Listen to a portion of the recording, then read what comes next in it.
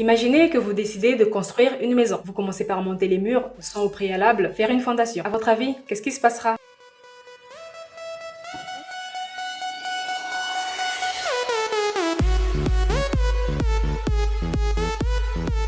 Voilà, vous avez compris.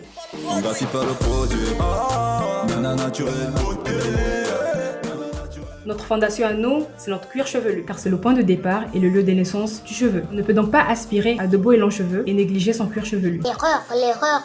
Le cuir chevelu n'est qu'une extension de notre peau. La seule différence est qu'il produit plus de sébum, donc l'huile corporelle naturelle, que la peau du reste du corps. Il a donc la même structure que la peau du corps, c'est-à-dire qu'il est constitué de 3 couches, l'épiderme, le derme et l'hypoderme. L'épiderme est la peau que nous voyons tous les jours et c'est celle qui nous intéresse. Alors, comment nourrir le cuir chevelu afin de favoriser la pousse? Le cuir chevelu est nourri de l'intérieur grâce à un système de vaisseaux sanguins qui sert de conduit à la circulation du sang. Ils apportent donc des nutriments nécessaires à la croissance des cheveux, tels que des protéines, des vitamines du type A, B, C, D, E. Nous trouvons ces nutriments dans les aliments que nous mangeons tous les jours, des œufs, de la volaille, de la viande, des légumes et surtout des fruits. Voilà pourquoi il est très important d'avoir une alimentation saine et équilibrée. Je garde mes chaussures dans les réfrigérateurs comme ça quand je sors.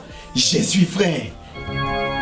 Équilibre. Une fois le cuir chevelu nourri, comment faut-il l'entretenir pour une croissance saine des cheveux? Lorsqu'il est mal entretenu, le cuir chevelu peut devenir le siège des démangeaisons, souvent suivi des pellicules et autres. Tu vois les retombées? Ah, c'est compliqué. Tout comme notre peau, le cuir chevelu contient des pores qui vont donc libérer une huile appelée sébum et qui a des propriétés antibactériennes. Cette huile sert non seulement de barrière contre l'évaporation de l'hydratation, mais également lubrifie les cheveux afin de les rendre solides et soyeux. Nous subissons souvent des pellicules sèches, ce qui est dû à un déficit de sécrétion du sébum dans le cuir chevelu qui entraîne une sécheresse du cuir puis des démangeaisons. On fait comment alors?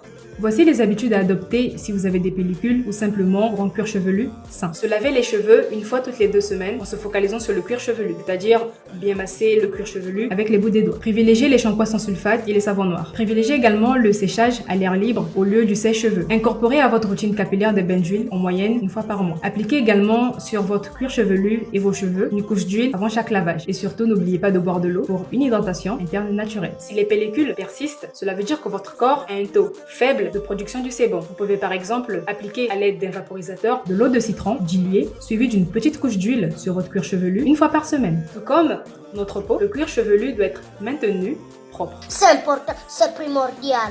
Voilà, maintenant vous savez comment nourrir et entretenir votre cuir chevelu pour une croissance optimale de vos cheveux. Dans le prochain épisode, nous essaierons de comprendre la structure et la croissance des cheveux et comment les entretenir pour des cheveux longs et en bonne santé. Vous avez été nombreux à aimer et à partager la vidéo précédente. Nous comptons sur vous pour faire de même avec celle-ci. Prenez soin de vous et à bientôt.